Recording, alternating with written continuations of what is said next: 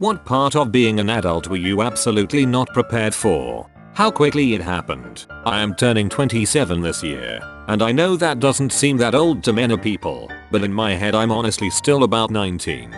Except my body doesn't feel like 19. It feels at least 119. It just seems to have flown by. You know, I'm 28 and when I graduated college and entered the workforce I felt like a little kid. 5 years in the workforce and I still felt like a 20-year-old college kid. Then I got divorced. It's probably the worst thing that's ever happened to me, and really all of 2018 was me experiencing a sustained mental crisis about it. And now abruptly, I feel like I'm 35. It's a hard paradox to swallow. I daily wish that relationship hadn't failed, but I also recognize that if it hadn't I wouldn't have grown and would be the same person who allowed it to fail.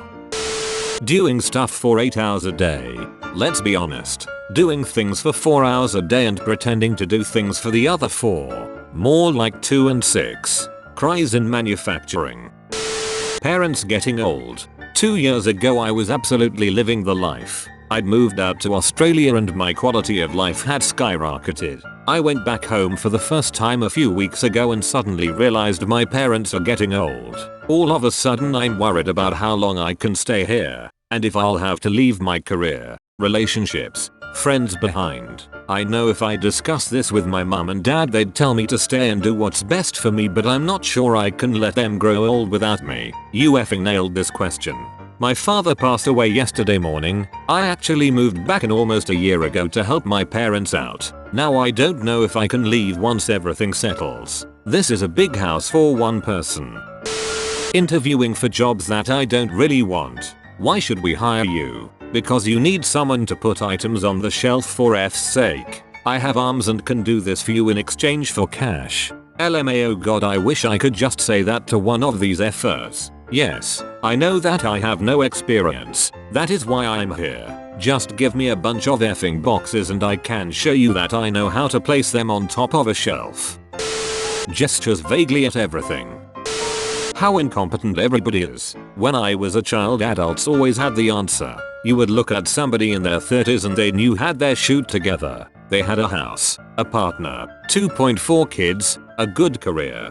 Basically, adults knew what they were doing, everything was under control. Now I'm an adult. Everything is a shoot show. I'm the person who allegedly knows what they are doing. Half the time I'm just making stuff up.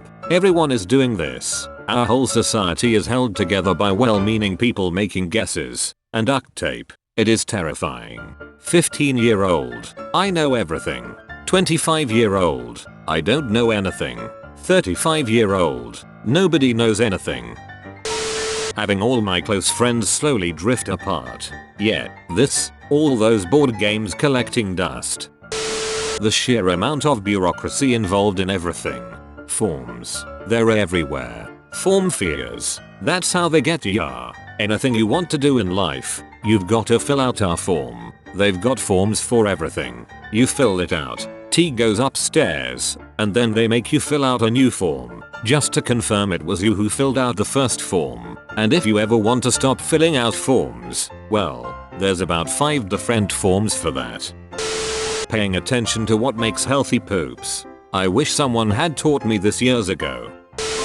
Burying dad, had to take charge but had mum and brother to take the strain and share the process.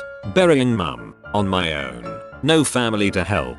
Going through all mum's belongings, and realizing that I'm the only one left, that these trinkets mean anything to, that they'll end up in the bin when I'm gone. Realizing I'm an orphan, on my own in my adopted country. I hope you find peace. I'm sorry for your losses. Tons of things, but the one thing I never heard anyone else say, maybe they really don't have it or just don't want to say, is having to figure out how to bolster yourself, inspire yourself and reward yourself. As kids, we get parents, teachers, etc. who hopefully encourage us, praise us for achievements, celebrate with us. You grow up and half the time your declaration of "Hey, I did a good job" with whatever is met with an eye roll or variations of "Oh, did you want a cookie?" I try to celebrate things, and if I hear something good, no matter how insignificant it might seem to most people, has happened for someone else, I congratulate them or cheer them on. It just sucks that I don't know more people who react the same way. This is true. I was super disappointed that in adult life I get constant "you did X wrong" work faster from management and never ever hear good work when I go above and beyond. And I discovered that's pretty typical for everyone, not just a shoot-eye job. Having my back hurt all the time, dude, I sound like a glow stick. If people hold you too long you get all sorts of weird fluids on them. Loneliness. The depressing monotony of working the same job day after day. It hurts my soul for reals. The other day I was in the break room with my co-worker and boss. I looked out the window and to be funny I said there's a whole world out there, but we all felt the struggle of being stuck inside all day. Also, co-worker and I saw in our pay stub the total number of hours we had been at the office. We wanted to cry lol. How tired I would be all the time. Being constantly tired can be a sign of mental health issues. Go get yourselves checked if it affects your day too much. Your parents getting noticeably older each time you see them. Seeing new grey hairs when I visit makes me feel sad. Imposter syndrome. Definitely this. I tell myself I can do my job, but I just feel like I'll be found out one day that I'm inadequate. People in my life think I'm smart. I think I'm only good at making them think that, and eventually someone will discover that I know nothing and have lucked my way to this point. The fact that my progress in life, emotional, mental and physical, is completely and wholly my responsibility. No one really pushes you to do the right thing. It's ridiculously daunting. If I don't motivate myself to do something, I'll never make any progress. When you're young you have parents, teachers, etc. to push you, but when you're an adult you have to do everything yourself. Or they didn't push you because you did alright enough not to fail or draw attention. It followed into adulthood and you've just kinda been skating by, only to now you realize you've set yourself back years of actual progress and stability as an adult. This shoot is the core of my anxiety. Planning out a week's worth of meals before going to the grocery store and then not wanting to eat the meal I planned but doing it anyway. Worst part of this is remembering being a kid and having a go at your mom for buying the same shoot week in week out. And then you get to adulthood and realize how impossible it is to plan a week's meals just for yourself, and that your mom was a little hero because she managed this every week. I need to call my mom and say sorry and thanks, because this was definitely me as a kid. The crushing realization that no matter how hard I try, I will not be able to stop this body from slowly decaying. Sure, I can slow it and whatnot, but eventually I am gonna be so old that I can't hold back my shoots. Or you die first, which is maybe more depressing. Realizing that time does in fact fly by. A wise man once said the years start coming and they don't stop coming. Didn't make sense not to live for fun. Your brain gets smart but your head gets dumb. Having my wife, best friend, partner, other half die at 47, leaving me alone to continue on. My wife passed on the 15th of December. She was 46. I feel and share your pain. We were married 24 years. Still thinking my parents are adults, but I'm not. I'm constantly looking for a more qualified adult for supervision. I volunteered at a lot of events where I was the adult and was confused when people no more than 5 years younger than me approached me like an authority figure. Some guy called me sir and I was like, WTFB, shut your mouth. In my head, of course. I later found out he was barely 5 years younger. Gave me a power trip for a while, walking around like I was the CEO of some company, until my actual boss came in and started ordering me around in front of everyone. Knowing as I get older so are my parents. I'm barely 23 and I can't imagine losing my parents. I was 23 when my dad died. I'm 30 now and I'm still rocked by it. His birthday was yesterday and I spent an hour watching scenes from his favorite movies on YouTube. There's always something you have to do. Like even when relaxing, there's things you really should be doing.